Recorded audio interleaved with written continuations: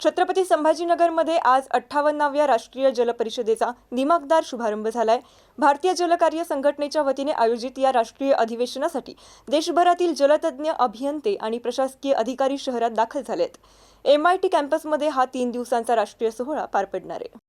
भारतीय जलकार्य संघटनेच्या 58व्या राष्ट्रीय वार्षिक अधिवेशनाचे उद्घाटन विभागीय आयुक्त जितेंद्र पापळकर यांच्या हस्ते करण्यात आले। जलव्यवस्थापनात आधुनिक तंत्रज्ञानासोबतच प्रभावी प्रशासकीय समन्वय आवश्यक असल्याचे त्यांनी यावेळी सांगितले। भविष्यातील जल आव्हाने पेलण्यासाठी संशोधन आणि नवकल्पनांना राष्ट्रीय स्तरावर चालना देण्याची गरज त्यांनी व्यक्त केली। महानगरपालिका आयुक्त जी श्रीकांत यांनी आपल्या भाषणात तंत्रज्ञानाचा मानव केंद्रित वापर करण्यावर भर दिला। तंत्रज्ञानाच्या किंवा ज्ञानाच्या अभावामुळे कोणाचाही जीव जाणार नाही याची जबाबदारी प्रत्येक अभियंत्याने घ्यावी असे स्पष्ट मत मांडले। पाईपलाईनच्या युगात आपण नद्यांकडे दुर्लक्ष करत असल्याबद्दल त्यांनी खंत व्यक्त केली। यावेळी छत्रपती संभाजीनगरमध्ये कॉन्क्रीटचा वापर न करता नैसर्गिक पद्धतीने राबवण्यात आलेल्या नदी पुनरुज्जीवनाच्या यशस्वी प्रयोगाची माहिती राष्ट्रीय प्रतिनिधींना देण्यात आली। MIT समूहाचे संचालक जनरल प्राध्यापक मुनीश शर्मा शिक्षण आणि उद्योग क्षेत्रातील समन्वयावर भर देणं विद्यार्थ्यांना प्रत्यक्ष क्षेत्रीय अनुभव देण्याची गरज व्यक्त केली। याच कार्यक्रमात महाराष्ट्र जीवन प्राधिकरणाच्या मुख्य अभियंत्या मनीषा पलांडे यांची देशातील पहिल्या IWWA अध्यक्ष म्हणून नियुक्ती करण्यात आली। या अधिवेशनाअंतर्गत पाणी शुद्धीकरण, सांडपाणी प्रक्रिया आणि स्मार्ट सिटी जलव्यवस्थापनावर आधारित भव्य तांत्रिक प्रदर्शनाचे आयोजन करण्यात आले असून